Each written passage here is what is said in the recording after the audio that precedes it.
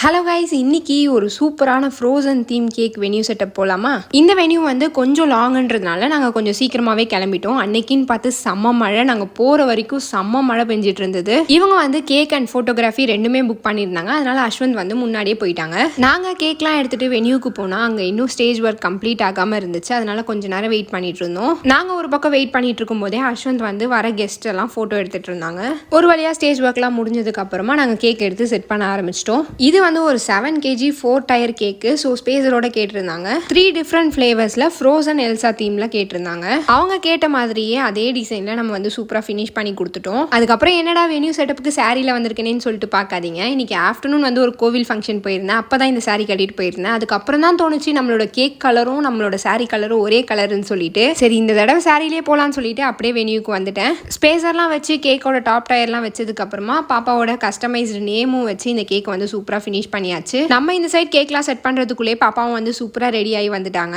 கேக்லாம் cut பண்ணி முடிச்சதுக்கு அப்புறமா நாங்களும் சாப்பிட்டுட்டு அப்படியே வீட்டுக்கு கிளம்பிட்டோம். கிளம்பும் போதும் செம்ம மழை. ஸோ இந்த மாதிரி வீடியோஸ்க்கு மறக்காம சப்ஸ்கிரைப் ஆர் ஃபாலோ பண்ணிக்கோங்க. பை.